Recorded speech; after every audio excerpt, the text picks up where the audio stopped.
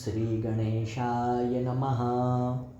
सर्वे ऊचुः ॐ यतोऽनन्तशक्तेरनन्ताश्च जीवा यतो निर्गुणादप्रमेया गुणास्ते यतो भाति सर्वं त्रिधा भेदभिन्नं सदा तं गणेशं नमामो भजामः।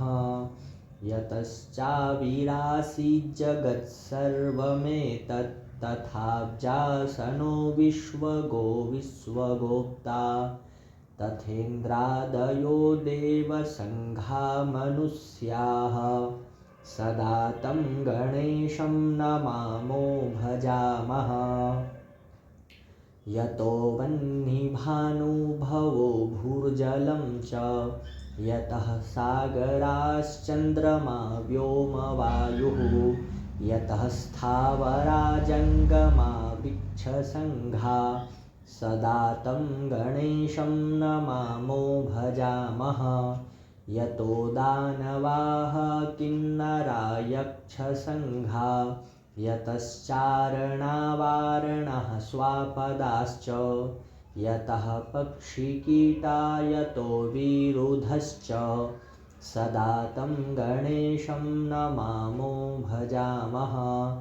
यतो बुद्धिरज्ञाननाशो मुमुक्षोर्यतः सम्पदो भक्तसन्तोषिकाः स्युः यतो विघ्ननाशो यतः कार्यसिद्धि सदा तं गणेशं नमामो भजामः। यतः पुत्रसम्पद्यतो वाञ्छितार्थो यतो भक्तविघ्नास्तथानेकरूपाः यतः शोकमोहो यतः काम एव सदा तं गणेशं नमामो भजामः। यतोऽनन्तशक्तिः सशेषो बभूव धराधारणेनेकरूपे च शक्तः यतोऽनेकधा स्वर्गलोकाहीनाना सदा तं गणेशं नमामो भजामः।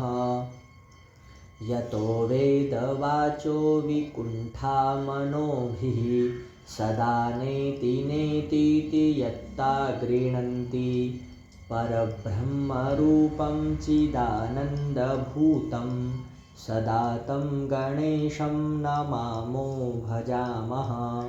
श्रीगणेश उवाच पुनरुचे गणाधीशः स्तोत्रमेतत् पठेन्नरः त्रिसन्ध्यं त्रिदिनं तस्य सर्वकार्यं भविष्यति। यो जपेदष्टदिवसं श्लोकाष्टकमिदं शुभम् अष्टवारं चतुर्थ्यां तु सोष्ठसिद्धिरवाप्नुयात्। यः पठेन्मासमात्रं तु 10 वारं दिने दिने स मोचयेत् बन्धगतं राजवन्ध्यं न संशयः। विद्याकामो लभेद् विद्यां पुत्रार्थी पुत्रमाप्नुयात्। वाञ्छिताल्लभते सर्वान्नेकविंशतिवारतः। यो जपेत् परया भक्त्या गजाननपरो नरः एवमुक्त्वा तथो देवश्चान्तर्धानं गतः प्रभु। श्रीगणेशपुराणे उपासनाखण्डे श्रीगणेशाष्टकं सम्पूर्णम्। गणेशार्पणमस्तु।